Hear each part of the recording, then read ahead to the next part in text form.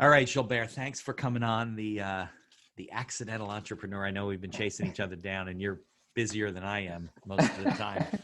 But you are the guru when it comes to. I think I met you not at the first event I ever had with Sid, but the first early ones. In Yeah, Fairfield when we can meet in person. yeah, that was a Yeah, long time ago. yeah, it was a long time ago.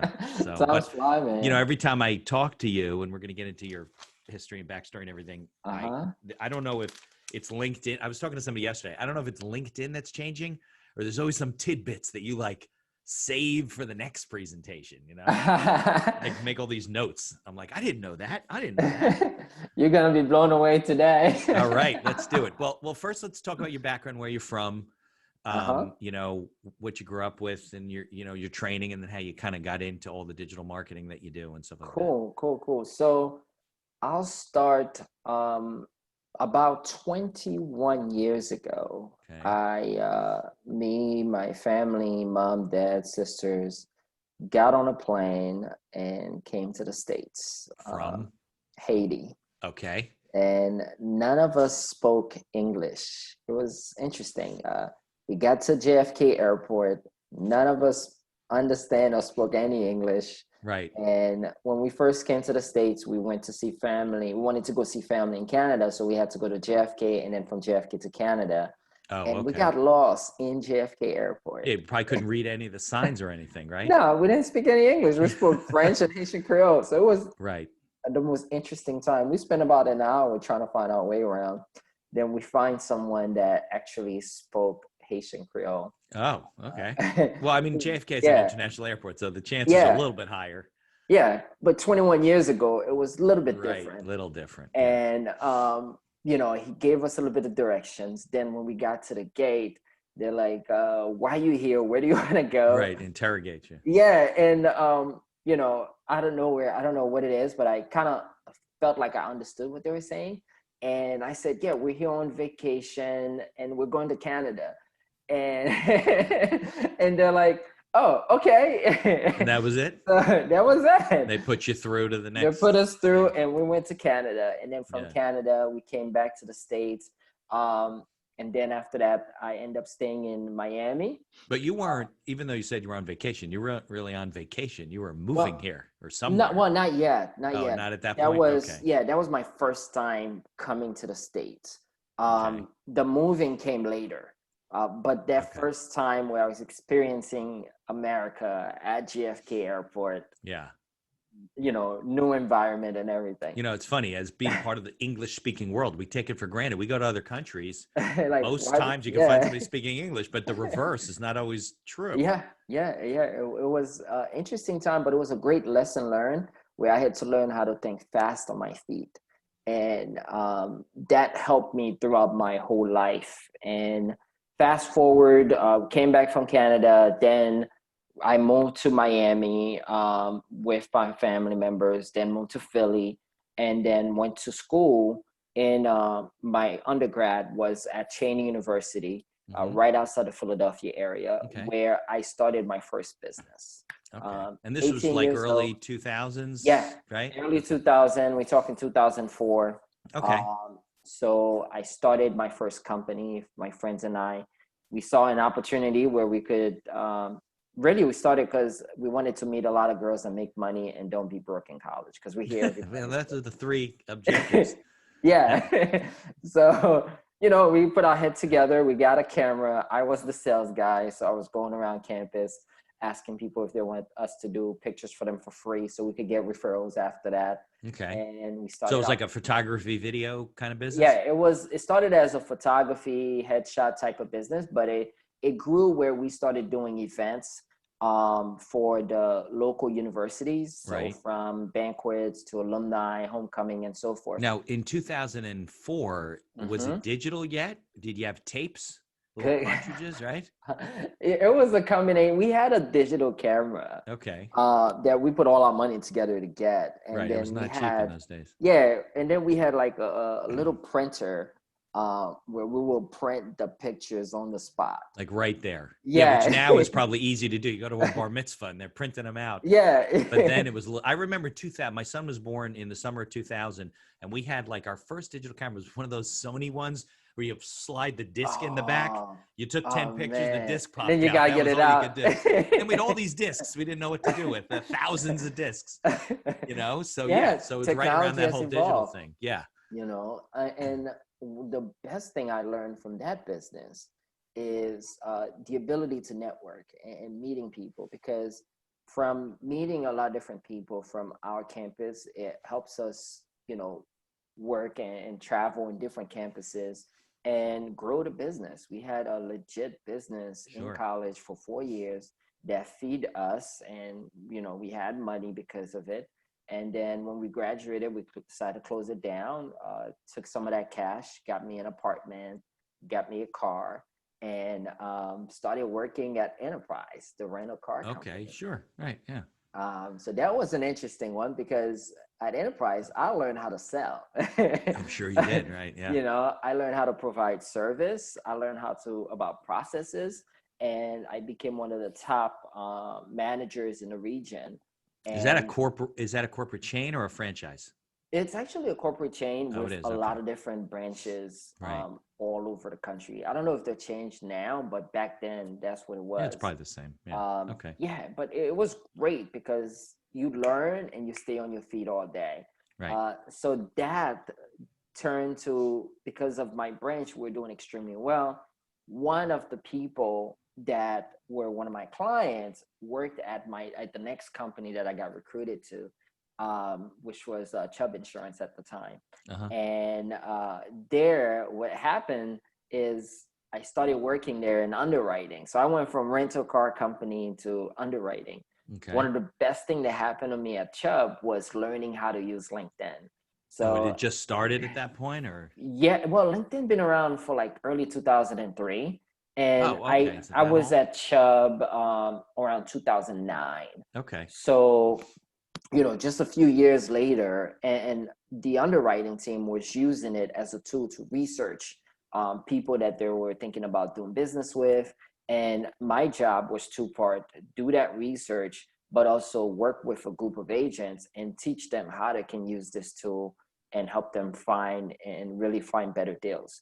So, because then the community of LinkedIn must have been much smaller, right? If people were just it wasn't. Yeah, it wasn't that big. It was, you know, less than I think it was about 100 million people, or even less than that. It's funny how that sounds small nowadays. Yeah, it's like, just 100 million. That's 4 billion on Facebook. You know? It's not too much. Yeah. And they hadn't sold LinkedIn at that point, right? No. It was Reid Hoffman, it was right? Independently, with Reid Hoffman and everybody else. The beauty there is everything that I learned in terms of searches and understanding profiles. I didn't know I was going to be able to use that to create a career down the line. So when I got laid off from Chubb in 2011, and I found myself where I'm running out of money. Right. I couldn't pay my bills. I'm getting credit card debt. My credit score went to the hole. And I had to find a way to make a way. I was applying for jobs. That's when the economy started to kind of pick up, and things crashed in 2008. So it's just starting to come back, right? Yeah, slowly. And I wasn't finding anything. So rent was due literally about in less than a week. And I'm like, oh crap, I got to find a way to make this happen. So in my living room, in my apartment, I'm like, you know what? Let me start a consulting business. I have marketing skills. I know how to look at websites and so forth. And then I said to myself, well, I don't know anybody. That's the problem, right? Who are you going to talk to? Yeah. Yeah. Who am I going to talk to? I don't know anyone. My friends and family can help me. They're not, like business savvy in America. Yeah. My dad did great in Haiti, but it's different. Right. A little bit. Yeah. So I'm like, well, I know how to use LinkedIn, and I know there's a lot of business owners on there. Why don't I use that to see how I can get my first client? And I was able to get just to connect with people, right? Yeah. Just to connect and start conversation. That was my whole thing. I'm just gonna connect with them, start a conversation, see where that goes. And you didn't even know, like you didn't know if it's gonna be digital marketing or regular Nope. marketing, or you No, didn't care. no, I know Who marketing. cares, right? If I look at a website, I could tell you this is wrong, this is right, and this is how you could fix it. Just had a mind for that. Yeah, and then if I look at emails, I could tell you what you should do, and I could really give you ideas. So when I realized that, then I was like, let me try this. And all I had was a name. Right. But you were single at the time, right? So you didn't have like children that had to eat. No kids. Spouse. Yeah. So it was just me. So you could survive, right? Okay. Yeah, but the only thing is I could get evicted in a week. Well, yeah, but it's only you, right? So, but you can take the risk. It's not. Yeah. Okay. Good. So I went in and started reaching out to business owners, and I got one person that got back to me, a cleaning company. Okay. She was a sole proprietor. She did the cleaning. She did the marketing. She did everything. This was like they cleaned homes or they cleaned offices? Clean homes and some offices here and there. Okay. But mostly homes. I spoke to her. I'm like, I think I can help you. I have some ideas. She was in Philly. I was in North Jersey. Right. So at that point, you were in North Jersey. Okay. Yeah. And she's like, well, would you be open to meet? I'm like, sure, let's meet up. Right. So we meet up at Rutgers campus. In New Brunswick. In New Brunswick. It's about in between, right? In between, right? Yeah. We sat down. She told me about her business. She told me what she wanted to do. And I'm like, listen, I'm just starting out. Here's how I think I can help you. You could do this, you could do this, you could do this, you could do this. And she's like, oh my God, I didn't know I can do all this. Because when you're an operator, you're so focused in your business. Yeah, sometimes that's always the problem, to be able to see the bigger picture. That's the challenge, right? So I shared that with her, and then she said, "How much do you charge?" I didn't come up with pricing. How about what your rent is next week, right? That should be your fee. Right? That's what I said. I can do $500 a month, and she said, "Oh, okay." And I'm is like, that what you needed for your rent? I needed $800 for my rent. Oh, that's close, though. Okay. So I'm like, if I get 2, I'm good. Right. There you go. Now, you met her through LinkedIn. Is that how you connected with her? Through LinkedIn. Okay. Yeah. Okay, good. So LinkedIn has I have a really good emotional connection with it, because that's how I make my first client. Right. But they didn't have all this stuff. They didn't have Sales Navigator and all the different things in those days. It was you had to do your own search. You do your search and connect, and good luck. Right. Yeah. But it turns out well for me. And that turned into one client. Then I got another client. Then I got a third client. And that was what helped me pay the bills. Then I at the same time, I didn't have that self-confidence that I can do this on my own. I figured, because, growing up, they say you got to go to business school to become a businessman. Yeah, there's no statistic that supports that. Exactly. But back then. Yeah, you didn't know. I didn't know either. I didn't know. No, my family, they're like, you need to go to business school if you're going to be in business. Right. So I enrolled into an MBA program. Like a night program while you're working? An executive online program. Oh, even better. In Northeastern University. And I found it's outside of Boston, right? Yeah. Yeah. And I found it through an ad on LinkedIn. So there you go. Yeah, I see ads for that stuff all the time. And then it was probably less online programs, right? There weren't that many online programs. Yeah. So I saw the ad. It says, get your MBA, no GMAT score required. I'm like, I hate taking tests. Click on it. You didn't have to take the GMATs? I didn't have to take the GMATs. Nice. Which was It's a amazing. stupid test anyway. All these I hated that test. It's a business. They make money with standardized tests. It's true. Yeah, I agree 100%. Yeah, crazy. So what ended up happening, I enrolled into business school, right? And they told me, the loan is going to be, I think it was about $100,000 for 2 years. Okay. And I had no idea where the money is going to come from. And plus I got to pay for books and so forth. But I'm like, I'm faithful. I'm a believer of God. And I said, all right, fine, let's do it. So I signed the papers, got the loan, and then my business, my little consulting business, helped me pay for the books, because every month we had a different class, right. So the money I was making, take that money, pay my rent, pay for books, and make sure my internet is running. Right? That you don't have to pay the loans back until you graduate. After you graduate. Right. So, I was busy. I was running the side business and going to school. And then when I graduate in 2013, I was sharing with people what I was doing, and they're like, "Oh, I wish somebody would teach me how to use LinkedIn." And Yeah, I'm there's like, nobody "Wait doing. a I mean, people second." teach LinkedIn, but not like you do, and there's very few people doing it Yeah, then, right? exactly. Back Nobody was then, doing it, right? I could tell you back then, I heard it from a few different people before it kind of registered, and there were literally less than 300 LinkedIn trainers That were online because trained by that would LinkedIn, not even trained by LinkedIn, just that would people that know the systems. knows the systems or have their Okay, own system and would train people. okay, So that was really that's interesting. nationwide, right? So that's not a lot That of was people. around the world. Yeah. Oh, really? Wow. Yeah. Okay. And what I did was I found three people. I remember them that I saw when I saw some of their stuff, and I went on YouTube and I went to all this place. I'm like, these guys, they look like they know what they're doing. I can learn from them. Okay.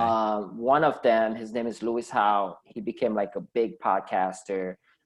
The other two, they're still own their LinkedIn business. Okay. One is in Europe, in London. Another one Okay. is in Australia, in Sydney. You And keep then in touch with them still? I haven't kept in touch No. with them. I actually should. I should reach out to Yeah. one of them, because he really opened up my mind on what's possible. Because when I saw his business, I saw how he's running it. I was like, wow, Yeah. that's something I can do. And was it September 2013? I took the leap of faith. I started the company. And the way I started it is I reached out to a bunch of people, telling them I was doing a LinkedIn webinar, and I charged $30 for the webinar. Okay. Yeah. And people signed up, and Yeah. I was like, wow, they actually signed Of course, people up. want to learn this stuff. They see everybody's getting online, and Yeah. yeah. So that's how I started. And, fast forward to now, we've been fortunate to work with over 590 plus companies. Okay. Now you say we. Is it a consultancy? It's really just you, or you Good have? question. So it's me. I have an assistant. So that's Okay. why I'm saying we. Right. But like about 2 years ago, I used to have a team of 10. So it was Oh, a wow. combination of training and agency. But virtual people. No, I had No. people in my office, Oh, wow. W-2 full-time employees. Okay. So we had a sales team, we had a marketing team, and then we had account managers. So yeah, so I have so many lessons I've learned the past 7 years. I can get So into now it. you've slimmed down, and Now just with you and an Slim Down, it's assistant. just me, and I have the assistant. She helps me with some things, and then other people that I hire when needed. So design, I hired out. Right. Content writing, I hired out. Um, uh, Automation setup, I hired that out as well. Right. Yeah. So So you plug them in when you need them. You don't have to yeah, have them on yeah, staff. yeah, yeah, yeah. Now I don't need to, because my model changed too. Um, my model, my mindset, everything changes over time. Because when I started a business, I wanted to get it big, and to me, big was having a lot of employees, a Right. big Yeah. We all office think that. space, Right. Yeah. right? And that was the mindset. So the coaches that I had around me were giving me directions on how to get big, because that was my vision. Right. When I got big and you have 10 employees, full-time salary, and a big office space and all these overhead expenses, Yeah. You don't have a lot left over at the yeah, end, right? your profit is like Yeah. You're like, this. why am I doing this? Nobody tells you that Right. Yeah. though. You can be making $100 million a year, but if you're only keeping like, Yeah, a a hundred hundred thousand, thousand, what's the it point? doesn't matter. Right. It doesn't matter. So when I realized that, I'm like, I don't want that. I don't want that vision Yeah. anymore. Stressful. It's very stressful. Yeah. Oh man, it's like you see a lot of money going into your bank account, like Cash flow. yeah, Yeah. $50,000 coming in a month, and then I turn around, I'm like, where's the $50,000? Right. Well, cash flow hides a lot of things. It just keeps coming and going. And then the month's Yeah, over and then it comes again. And exactly. So I'm like, what's yeah. going on? And I'm looking at my P&L. I'm like, it doesn't make sense, Right. And you got your And MBA. So yeah. yeah, it's So craziness. we changed it around. When I mean we, I'm talking about myself, different coaches that I hired to help me set Right. up better systems, automate a lot of stuff. Yeah. So now I used to need a team of 5 account managers to do the amount of work that I'm doing right now with 40 clients. It's just me and an assistant. Because you just set it up differently? System is different. Yeah. Set up better systems, set up better automation. Right. Me too. that helps so much. Yeah. My practice is the same way. Now it's just me. I used to have staff and a Hmm. lot of people, and I wanted to trim it down and not have the stress. And Yeah. I've learned too about automated calendars and automated Oh marketing, yeah. and it all connects. And Oh yeah. It you saved know, you so much time. oh And my I had, God, it's ridiculous. I had like 5 sales guys plus myself, right? I had one guy making cold calls. I had one guy doing emails. I Yeah. had 3 other guys doing LinkedIn automation and going out and meet people. And I was outperforming them. And it wasn't making sense to me anymore. And I'm like, I don't need Because they're that. not you. They can't do what Yeah, you do. it's, so now I do ads. So I have ads running consistently, and then the ads will bring in the leads. Plus, I have LinkedIn outreach that I'm doing. You So I weed have, through them and you close yeah, them. yeah, and then go through them, filter them out, get on the phone, and then Right. put them to our process. Right. Plus, you've also, I'm sure, upgraded your service, your pricing, the whole thing. Yeah, pricing's better now. We're making the same amount of money. We're making more money than we made last year with a team, but better profit. Yeah, because your overhead's much lower. Yeah. Yeah. So that has been massive for us. Okay. So that was, So, let's see, you started it in 13, you said, right? mm-hmm. And then I guess LinkedIn really kind of started to take off around then, right? Because I remember I was on LinkedIn like you said, like 05, 06 or something, and I didn't know what to do with it. Like my friend was like, you should sign up for LinkedIn. I'm like, okay. Like people tell me What things, is I this? do them. Yeah. So I signed up, and for years I was like, I don't know Mm-hmm. what to do with this profile. Like what? And then I Yeah. was working with some doctors. I remember I work with a fair amount of medical professionals, and one of them sends me this LinkedIn request, and I'm like, oh, really? There's doctors on LinkedIn? Like, I don't know. So I accepted Yeah. his friend request, his LinkedIn request. And then I realized, wait a second, now I'm connected with So all of the yeah. people that he So knows. yeah, exactly. And then when I would It's post something or send it out and he would see it, they would see it too, uh-huh. and it starts to build the circles and stuff like that. Yeah. Yeah. Yeah, it's crazy. It's funny you said that because there are a lot of people that think certain professionals are not on LinkedIn. They're Not like, oh, now. yeah, Everybody's on LinkedIn. exactly. You think, oh my God, this is surgeons on LinkedIn, Of or course they are. And it's they funny you belong said to that. organizations that have Yeah, they groups, for have their groups medical on LinkedIn. Oh associations. Yeah. yeah, Even the it's college kids. My huge. son's an informatics major in college, Mm-hmm. all the big data and stuff. Yeah. They make them set up a LinkedIn profile like right Oh away, yeah. Oh yeah. you know? It's huge because it's Yeah. part of the pillars as a professional. It makes sense for you to have one if you're in a professional world. And sometimes people say blue collar folks don't have LinkedIn. Yes, you do. You Yeah. have They need plumbers with networks too, LinkedIn. and they want to Yeah, connect we with all people. do. So it's like that interconnections is needed. Right. Right, right, right. So when you started at LinkedIn, Mhm. you really kind of learned it on your own for the company that you're working for? Good question. So when I first started, the manager of my You division, said that was with Chubb or with yeah, that was Enterprise? with Chubb. Okay. Yeah. So enterprise didn't teach me anything LinkedIn. It No, was okay. It more was all Chubb. sales, customer service. So the guy that was in charge gave me like one quick session on LinkedIn and said, oh, you're just gonna play around with it and you'll figure it Right. Well, out. because he didn't know it. And no one Right. No, did. right. But then the whole team there started to know how to use it better because we were using it more and more and more and more. Right. But we weren't using it as a marketing and sales tool. We Right. were using it more as a research tool and how Right. to To learn about the people that are exactly. applying, or was it? Yeah. It wasn't for insureds. Was it for insureds too? For potential insured. Because you said you were And doing underwriting, right? yeah, Okay. and then the agents, we had to figure out how we can help them use that Right. to be able to close deals. So Yeah, I think that was the first thing where people were saying, oh, if you're applying for a job or whatever, you better watch out what's on social media. They're going to look on exactly. LinkedIn and And then you Facebook and got all these other things, exactly. Instagram, and you're like chugging beers and, doing whatever. And You got to get rid of those pictures. yeah, they're hard to get rid of.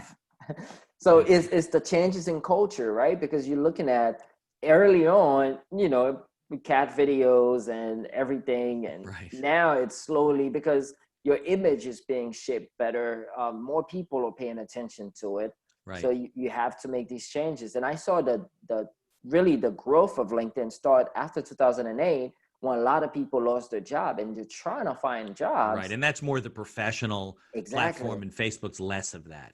Yeah.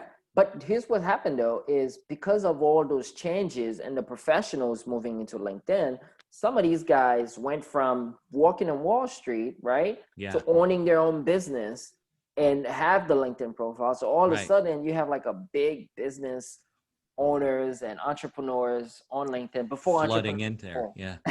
Right. Yeah. That's what happened. Well, it's the changes in the economy. I mean, look what coronavirus did. They had to Yeah. increase the number of Oh yeah. people online by like tenfold. LinkedIn alone got an increase of 30% more people spending time on the platform a Right. longer period of time. Yeah, some of them already had profiles, right? But they weren't really Yeah, they weren't engaging or active using at it. all. Right. So now they were on there every day Yep. networking. Like, you know, this year has been incredible for us because we're helping a lot of owners that, you know, we're like, yeah, well, that LinkedIn thing, I want my guys to be on the ground, knocking on doors. Right, That's which how they we can't get do now. business. Yeah. They can't do that. Right. So I'm getting calls where, you know, that LinkedIn thing you shared 2 years ago, let's connect and catch up on that. Yeah, because they're realizing that's how you knock on doors now.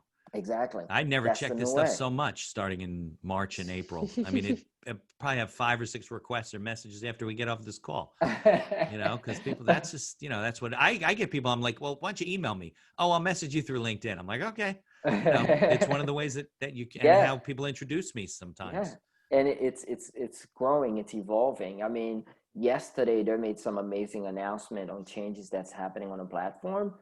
From the design look, it's gonna be better because you know they got a new CEO now, Right. Ryan. I heard that. Yeah, Because so Facebook just did that. They came out with a makeover of their yeah, they're all do site, because it's which been I'm, by years. the way, maybe my age and I'm stupid, but now I'm confused. Like I had just gotten used of, because I'm more familiar with LinkedIn. So Yeah, I just gotten used to the way Facebook looked and then I go one day, it's completely different. I'm and like, you're like, what's going on? what the heck? Well, LinkedIn's gonna change Oh, great.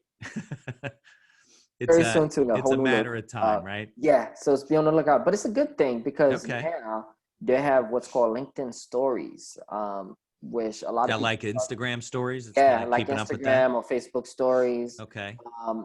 And it came out yesterday. Okay. Some of us got it yesterday. I got it yesterday. I love it because what You're the like a secret data. society beta user or Yeah. something, right? Well, they did the beta using in Brazil and a couple countries in Europe. Testing it. They test it in smaller Exactly. markets. Is that what they Yep. do? In smaller Yeah, markets, they see how figured well if it it went. flops in the United States, that won't be good, right? Exactly. Yeah. That's very, yeah, it's smart No, I'm thinking. sure. Yeah, You know, smart. so now it's ready and it's finally launched outside of the US. What I like about it so far is the insights. I can see people who view my stories. I can see their profile. I can see their name. Even if you're a free user, or you got to be a Yeah. premium user? Oh, Now, okay. even if you're a free user, Okay. I can see that data. That is very powerful data, especially Sure. if we're doing something like this and you take that snippet and put it on a story. Yeah. And So all of a explain to me. I sudden, know we're jumping around, and I want to get yeah, back yeah, to yeah. like, well, if I'm new and I'm just getting onto LinkedIn, what should I do? But so what's stories? How does it work? What does it like look like? Gotcha. So if you're familiar with I'm not. Instagram stories, okay, Let's so think assume I'm of, not. okay, let's say you don't know anything. Right. So stories is kind of like a snippet of behind the scene of what's going on in your life, your business, and Okay. so forth. Where you take like a 60-second video, right? On your phone. It's only Okay. available on a mobile app. Okay. And then you're able to share that with the network. And Okay. then what It's makes it, yeah, okay. instantly.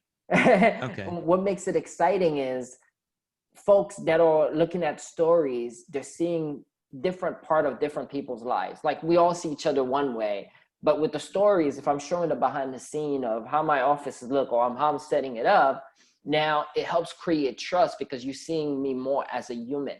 Now, how's Right? that different than me doing a video and posting it Good on the question. feed? It's a little bit different because there's no editing needed because you could Okay. do editing in that video before you post it on the feed, make it look perfect. This is raw. You know, you could add some of the filters that LinkedIn provide in stories, but it's purely That's raw. it. Okay. Yeah, which it create that authenticity. So like I'm in a co-working space. If I wanted to take my phone and walk around the office and say, oh, this is my co-working space and this is Yeah. you just do it. This is, yeah. So like you're doing a tour of your law firm, Right. right? Here's Right. what was going on here. Here is my assistant and what she's working on. You know, we got several cases we're working on. I can't show you those cases, but Right. here's here's the Right. drawer. Yeah. You know, Okay. All and right. it So it's a little creates bit that, more. Yeah. yeah, personal. Yeah. So you're seeing that, you're like, oh wow, I'd never see that person in that light. And then it feels it the ability to trust is easier because you're looking at that person a little bit differently. You're like, oh, okay, he's human just like I am. He goes Right. through challenge just like I am. So it's a little bit better than just videos because videos people get to know Exactly. you. That's why I like podcasting because if somebody's Yeah. listening to you for 40 minutes, us talk, hopefully they'll listen to this episode with us talking. They get a better insight of who you are and what you've been Absolutely. through and how you got to where you're going. Okay. So let's get back to the advanced stuff in a minute. So let's assume that I'm a new user to LinkedIn or I'm just getting started with my business or whatever. What are the kind of things that you recommend to people, you know, so if you're just getting started with LinkedIn, you're just getting started with your business. Yeah. Before you go and jump on LinkedIn, because everybody will tell you, you need to be on social media, you need to be on Facebook. You gotta have your business going. It's like, yeah. Yeah. So first thing you want to do is sit down, take out a piece of paper, and put a line across. One side says problem, the other side says solution. Okay. What problems are you solving? Write those down. Okay. Write the solutions. And then in the bottom, think about who are the people you're going to be able to help. Okay. So write down 2-3 potential clients that you would want to work with, right? Their name, their industry, their location, their title. Through people that you know, like your network and things like that? Yeah, your network, people that you know, okay, I can help them with this problem. Okay. Because I know they have this type of problem, right? Because that's really laying out your foundation, which is the plan. You need to have a plan. Good point. You can't just tell people jump you need a business on. plan. This is part of it. Exactly. Yeah. So yeah, you have a business plan, have a LinkedIn plan. Okay. Because if you don't, then you can't measure what you're doing and you won't know if you're winning or failing. Right. Yeah, we're just doing things haphazard, right? Just setting things up, posting things. You don't know what's going on. Yeah, and you're like, I'm posting every day, but nobody's calling me. Something's missing. Okay. You know? So once you lay that plan out, then the next step is your profile. Okay. Where you got to communicate what you do and the challenges that you solve.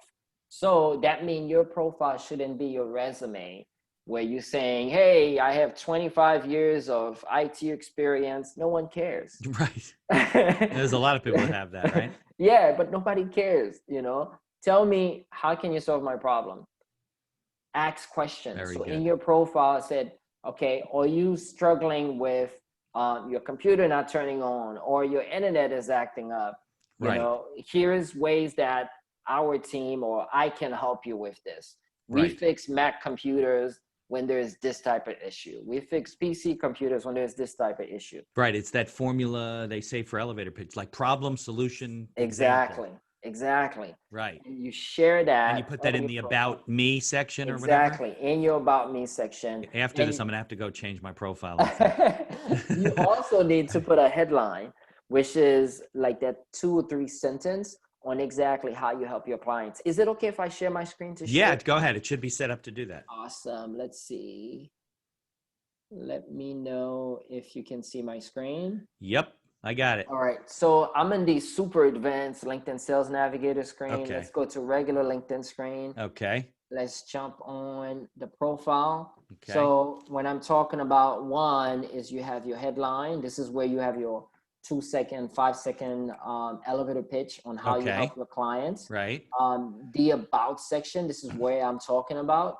So the way I have this one structured is I take the words of some of the people that I wanted to help. You know, when they come to me, they'll say something like, LinkedIn is overwhelming, confusing, and it's always changing. I'm not sure what to do with it or how I can use it to grow my personal brand.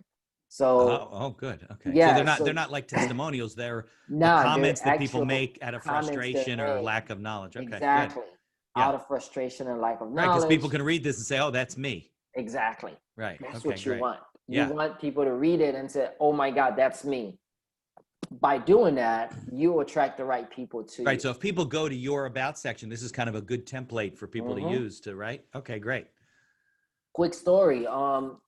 Earlier this week, someone that owned a company out in Florida reached out to me on LinkedIn, saw my profile, read it, and said, "Oh, that's me." I sent me a quick message on LinkedIn. I sent him a calendar link invite. We had a call yesterday, and I have a proposal out today. There you go. So that's how It works. Yeah. Yeah. So Nice. yeah, so if you're just starting out, focus on that first. Right. Okay. Get that going, you know? And then the other piece of it is the posting. Start putting out content. Now, the LinkedIn stories is only available on your mobile phone. Right. Can't do it But on the web. yeah, I can do it on the web. However, you could do photos, you could do short videos and upload them onto LinkedIn. If you want to educate people, you can have webinar events every week. You can write blog articles. So you have the options of a lot of different things you can do. And should postings be a more sharing of knowledge than it is like like an ad for your business all the time? Yes. Right. Posting should be about you educating your network and your audience. Value to people. Yeah. And the reason for that is they don't know you yet.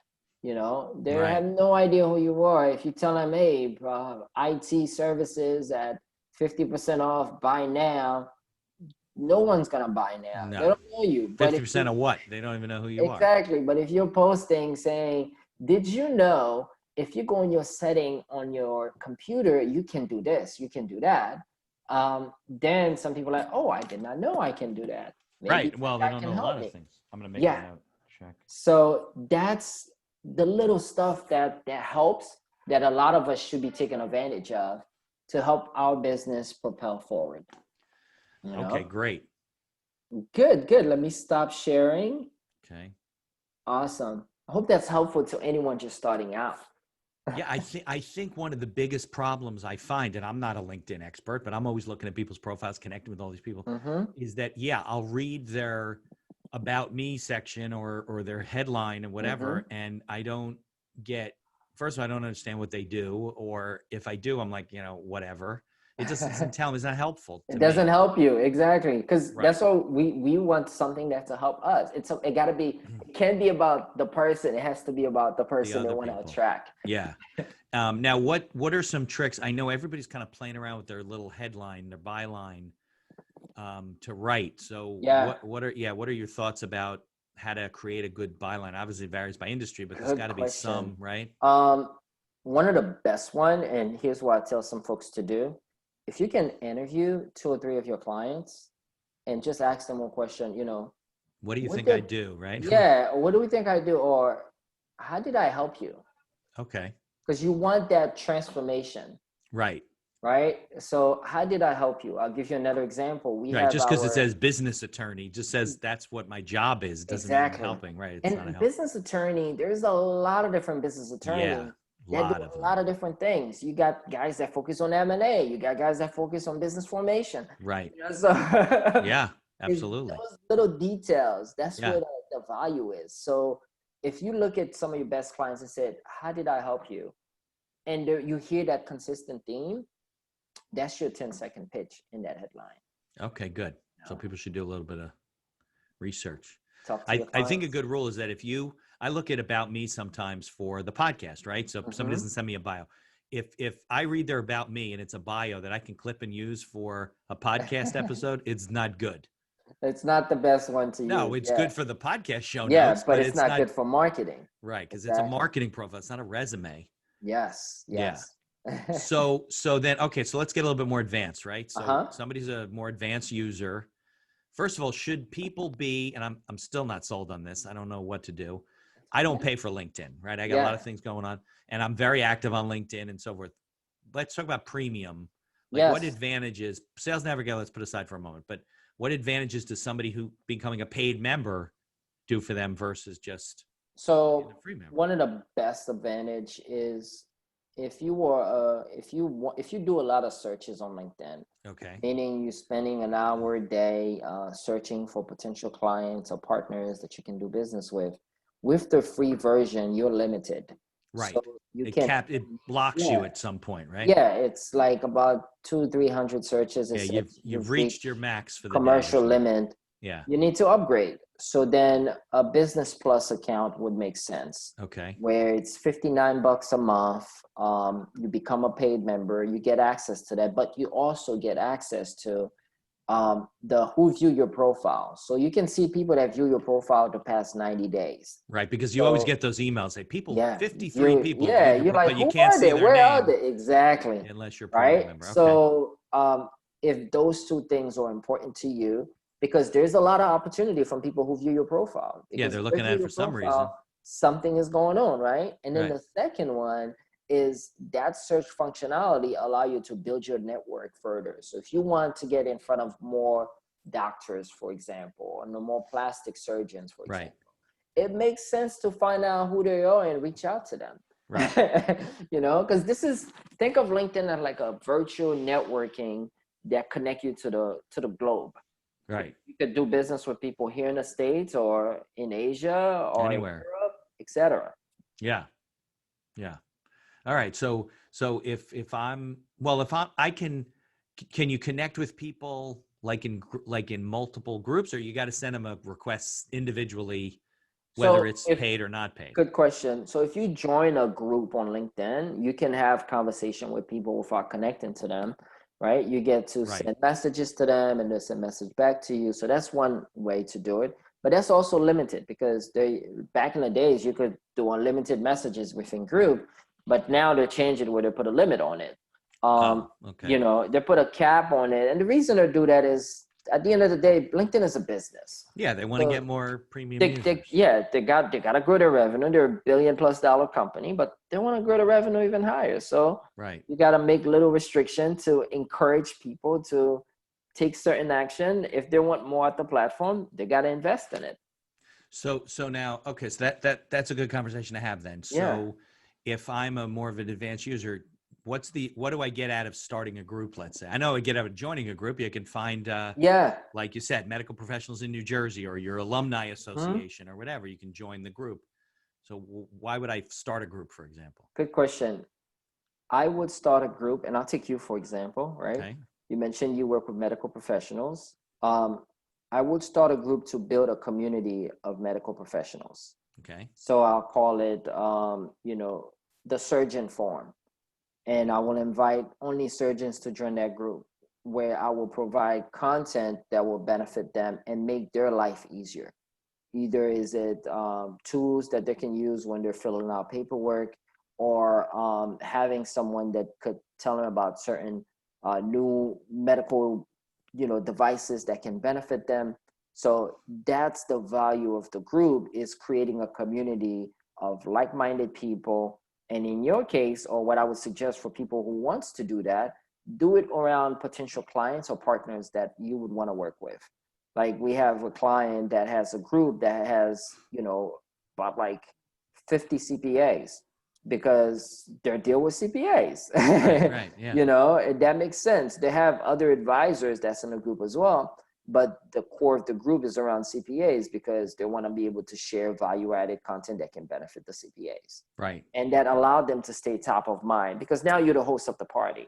Right. It's similar with your podcast. Now you're the host of the party where you Right. bring I entrepreneurs probably should do a in. group for the podcast. I have one on Facebook, but I haven't really paid a lot of attention to it. But Well, like I work with a lot of financial advisors. I probably should do a group. So, but think about it though. You don't want to have too many groups if you're not going to be able to manage them. Right. So right. I They would just sit say, there.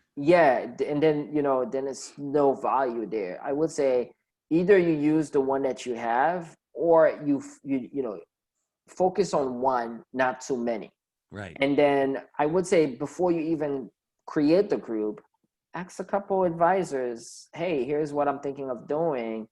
Can this benefit you? Right. Because you Yeah. might create it and Get people feedback. join and then no one else do anything and it's just there. Right. You don't guess. Yeah. You'll probably be wrong most of the time. Yeah. And that's why it's important to ask. And I learned that over time, if I don't ask, for example, we have our program called the Accelerator, where we have different members. We have our group mastermind, and the one we had this past Wednesday, I'm like, I know some of you guys are part of Facebook groups, and you guys love Facebook groups. Would it make sense if I create a Facebook group for the members. And some folks said, yeah, they think that's a good way they can support each other. Right. You know, so, but if I didn't ask, I would just go and create something, then nobody's interested in it, then just wasted time and money. Right. Now, these are more your advanced users that. Yeah. These are advanced members that are using LinkedIn as a marketing and prospecting lead gen program. Okay. So what's the best way for people to interact with you?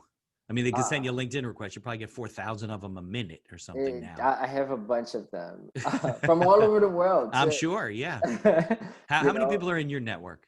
Do you know? Over 12,000. Yeah. So you got me by about 10,000, I think, or 9,000. I have like 3. I'm getting there. Hey, take your time, you know, Yeah. Because what happened is I've been doing this for 7 years. When you do a lot of webinars, a lot of workshops, a lot of content, people find you. And then all of a sudden, you know, I don't know all those 12,000 people. Of course not. It's almost impossible to know Right. all of them.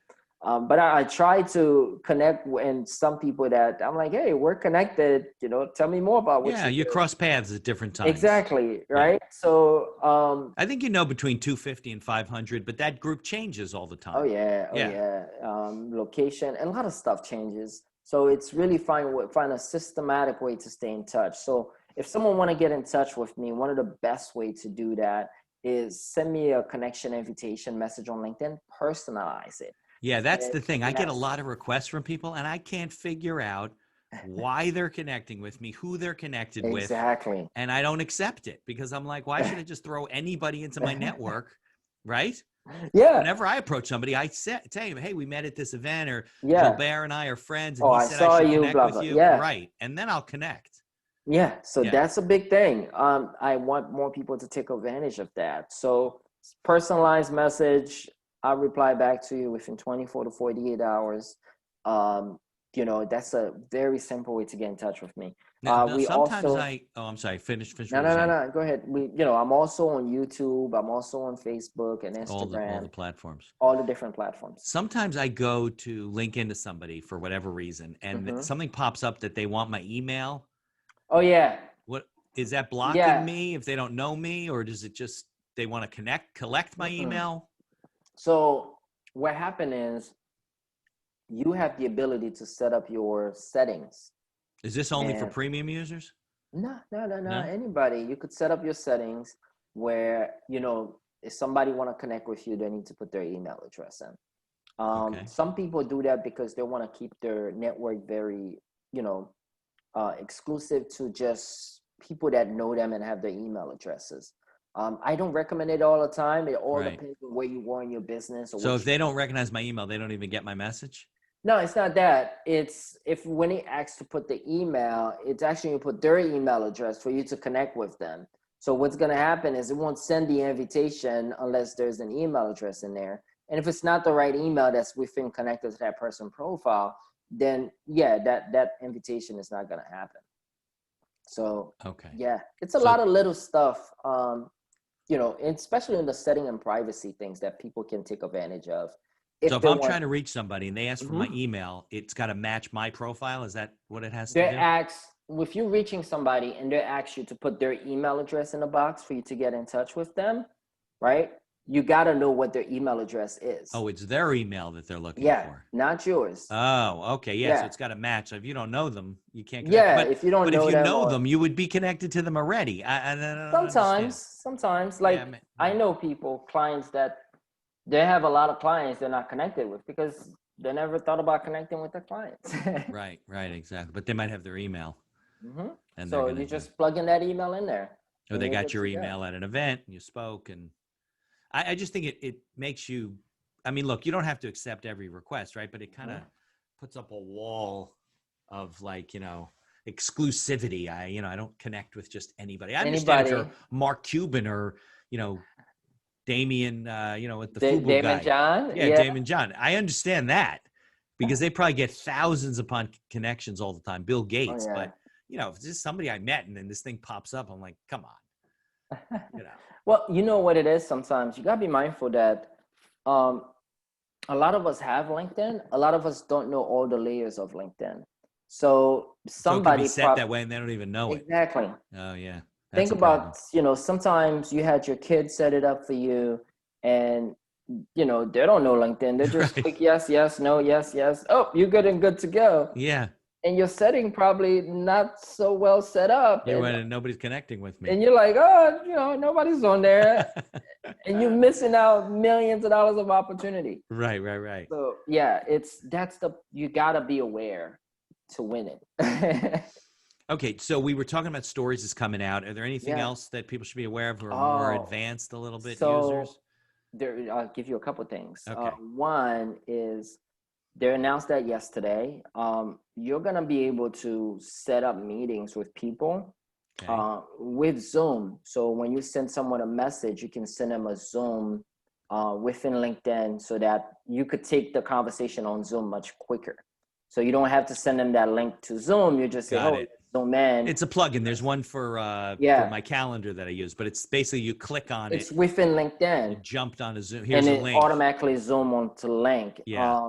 which is great. And the other piece, which is more advanced, if you're doing LinkedIn advertising, Okay. there is what's called LinkedIn lead gen form, where somebody doesn't even leave LinkedIn. You get their name, their email, phone number, and they become a lead. Now, there's something called retargeting ads, where Yeah. you can run a retargeting ads for people that open up that lead form. So even if they don't fill out the form, you could run an ad around the people that open that lead form, and all of a sudden, you're able to bring more people in your pipeline. So Right. it's Because they an figured if you opened it, you're probably a little bit yeah, interested, maybe you're interested. hesitant. Exactly. Right. So that's super valuable. That's a big game changer if you're running LinkedIn ads, because you could have an ad running, just giving a piece of content, get some leads. You may have 15 leads come in, but you have your lead form open 200 times. So that's 200 potential opportunity that Right. you can take advantage of by doing a retargeting ads around it.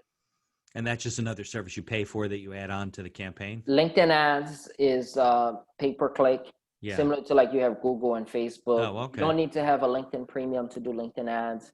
And you only pay if people click. Yeah, and all you need is a company page. You So need a company page. Okay. yeah. We probably could do a whole podcast on Oh yeah, we could do advertising on LinkedIn. That's, on yeah. just that, on a company page, on Sales Navigator. It's so many layers. Right. Exactly. And a lot of us don't see that. We just see the profile, and we don't know Right. how deep we can get. Yeah. Well, I mean, I know we don't have the time today, but Sales Navigator really gets you into a lot of automated Oh yeah. prospecting, right? Oh yeah, because what I love about Sales Navigator is the quality of data, because these are our data, right? We're putting this stuff on LinkedIn and we're paying to see Right. it. Exactly. And Yeah. then it's being able to see people that just changed jobs in the past 90 days is pretty powerful. Right. If you're in the business, if you're working with like a CFO and they just changed jobs from one company to another in the past 90 days, being able to reach out to them and build that relationship, or the general counsel at a larger firm, Right. is a massive plus. Yeah. Because that's when the changes usually happen. They're Yeah, looking for their own relationships. exactly. And if you were positioned by building that relationship with them, then you can take advantage of it. Right. Okay, great. Well, we'll have to do an advanced podcast to Session, talk right? about this stuff. But people should find you on LinkedIn. We'll put Absolutely. your LinkedIn link in the show notes so Yep. people can get to you. Yep. And if they Um, want, if they yeah, want to connect, they should put a message in there. They saw yeah, your podcast, personalized. saw you at a seminar, Uh, webinar, whatever. And yeah, and people shouldn't take it for granted that what they slap up there is good enough, right? Because it's constantly yeah, changing. the platform is changing and the people are looking at it that's changing too. So, you Yeah. know, you got to make sure that you position yourself well. Right. All right, Julbert, I thank you very much for coming on. Thank you. And let me turn this off. I'll fade it out.